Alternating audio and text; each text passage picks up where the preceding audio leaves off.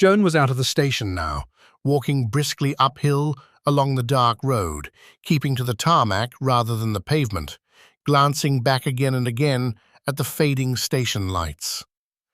The blonde man emerged from the station behind her, walking her way. Joan quickened her step, glancing back often, her case growing heavy and cumbersome as anxiety crept over her. She crossed a road thick with traffic, dodging the sweep of speeding headlights, achingly aware of just how isolated and vulnerable she was in this dark, unfamiliar place.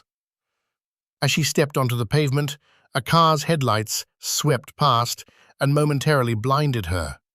She turned to catch its registration plate, and in that same beam of light, 50 yards back, stood the shadowy figure of a tall man, walking the pavement behind her.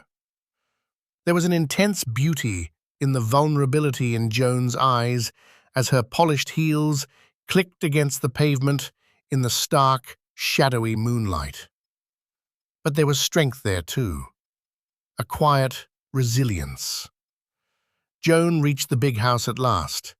She found the Yale key beneath the doormat, glanced back down the path to be sure no one had followed, and let herself hurriedly inside, slamming the door shut behind her, though in her haste she left the key still in the lock, on the outside. Her attention turned fully to the dark, empty house around her. Standing by a window, she looked out into the moonlit night and noticed the big white gate across the track stood unlatched, a gap where the fences should meet. The curtains hung wide open, though she had not yet dared put on a single light. She walked into the hall and flicked the switch. As the light came on, her eyes drifted to the wall just 2 feet away, where 2 solid axes hung bracketed, crossed over in the shape of an X. And then it struck her. She had left the Yale key in the lock on the outside of the door. She frowned. Her eyes widened with sudden realization. Spinning quickly, she hurried to the front door, pulled it open, and looked out. Standing just a few feet away was the blonde man from the train compartment.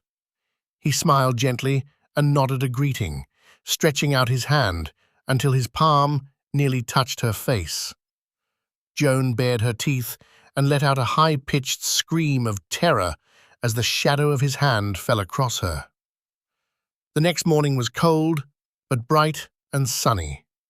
A cream-colored Rover, registration Papa Foxtrot Alpha 324 Hotel, sped along the dual carriageway.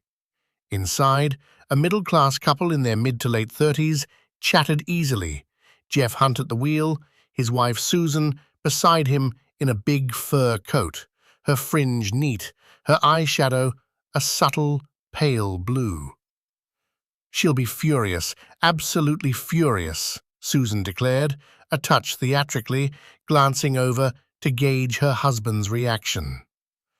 Jeff kept a tight grip on the wheel. "Remember, darling, it wasn't our fault," he replied, a strain in his voice. "It wasn't anybody's fault. It's your car," Susan mildly accused, watching mischievously to see if he'd rise to the bait. "Men are supposed to look after their cars, make sure they don't break down." Jeff said nothing and kept his eyes on the road. Susan broke the silence with a sigh. "Poor Joan.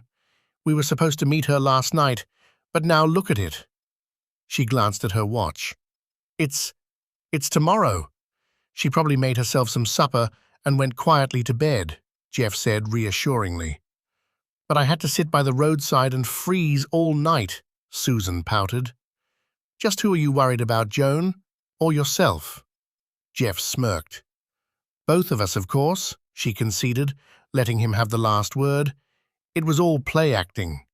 Both of us had an absolutely beastly night," she grinned, "all because of your wretched car." They were both smiling now. "But you love me," Jeff said with confidence. Susan pushed her big fur collar up over her neck and face, peering over the top, revealing only her alluring eyes.